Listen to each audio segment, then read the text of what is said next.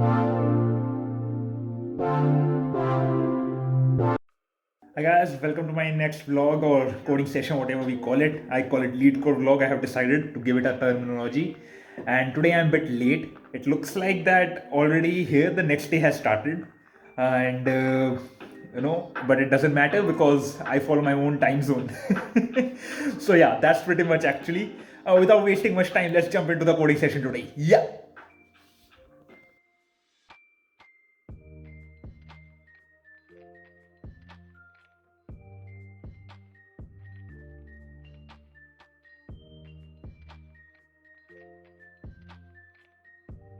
Hi guys, welcome back. I'm back from my coding session, and today I failed badly, I failed brutally, I failed miserably.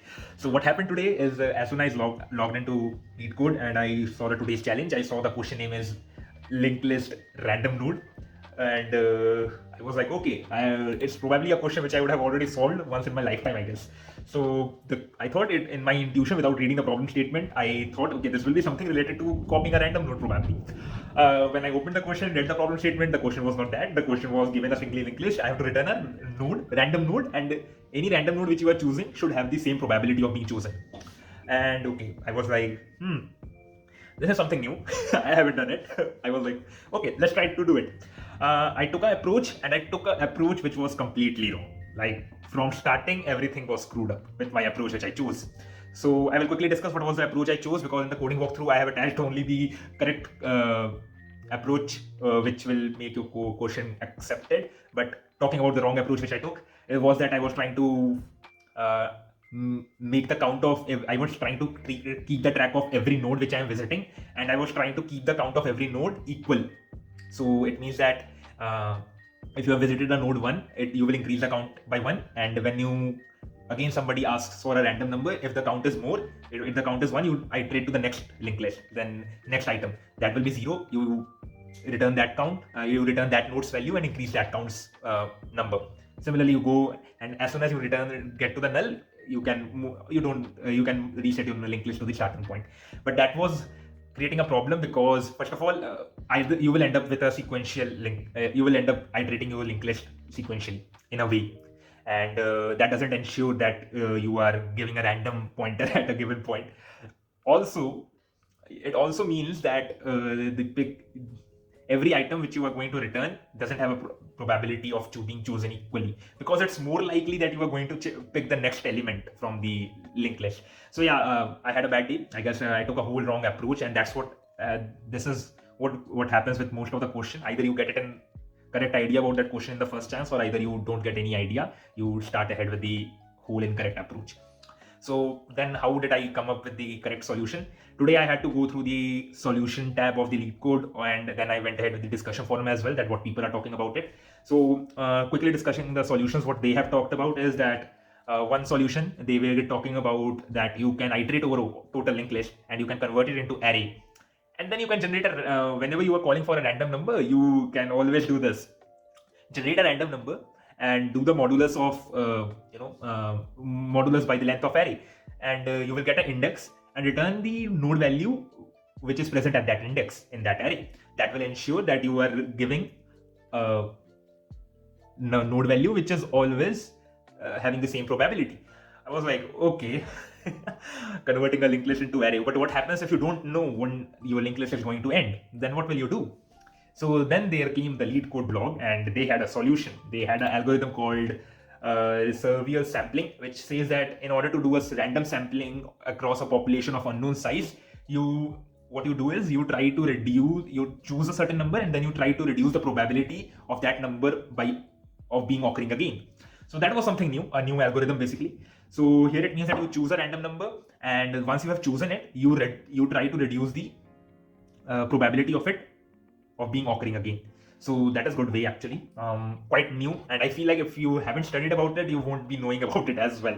So yeah, I will go through the coding walkthrough as well, how it works, and that's was a coding session. I guess I failed badly, but what we can do, that's how we learn. And adding to more about from the coding session, the lessons. First, never ever think that even if you that without seeing the problem statement, that you are able to you have done this question. This is a bit problem with me. It has been from the day one, because in my university I trained myself accordingly. I used to solve the questions, and I had this phobia that if any new question is given to me and I haven't solved it, I have this phobia that I won't be able to solve it. How I practiced in my university was that I went ahead with different algorithms. I learned about binary search, then I went ahead with greedy algorithms. I learned about DFS, BFS, then I learned about recursion, DP, memoization, all those techniques, and then I learned the types on which kind of questions these kind of algorithms are used. Then my brain got trained in a way that I usually had this intuition that this question, if we use this technique along with this technique, we will be able to solve it. Let's say you have been given a question. If I apply sorting and then I do 2-pointer on it, this question will work. If I apply DFS on it and along with the DP, then this question will work. So that is how I built my brain and trained my brain accordingly in the university. Later on, when I moved to my professional career of software engineer, there I learned and trained myself that it is never going to happen that you will be knowing the solution to all the problems. You need to discuss. You will be ending up having a lot of discussion with other people, lot of thinking that how to approach this problem, how to solve this problem, and then finally you come up with a solution. So programming is also like that. It's you have to build the solution, you have to think the solution by approaching that problem. You have to think that, okay, why do we need this, and that is the correct way to approach a problem to solve it. So yeah, that's it. Now, without wasting much time, I will add that coding walkthrough as well. So yeah, today I will keep it short as well. So it's not short, but yeah, yeah. So hi guys, as you already know that I have read the problem statement, and I'm coming back after watching after looking into the solution page of LeetCode. We are going to solve this whole question by picking a random node from the linked list using the Reservius sample. What I'm going to do is, what does that algorithm say basically is that you try to, generate a random number and you try to reduce the probability of occurring it again. So what does basically that means is that you generate a random number and you are iterating over your current linked list, and that random number, if it is divisible by the current iterating index, then you can use that answer as your solution, because generating the random number has the same probability. So otherwise, what you can do, if it is not divisible, you can increase your current index's value and you can move to the next linked list as well, and it is guaranteed that within a solution you will get a value.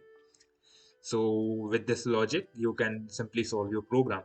And yeah, there was a little bit mistake. Yeah, we have to keep that PTR as global, and finally when we did it, it got accepted. So again, talking about it, you can see how many wrong answers I got because I was trying a wrong approach, which I already discussed in my previous video. So yeah, this is the solution, quite a simple one. The algorithm is called the Reservius sample, and that's it.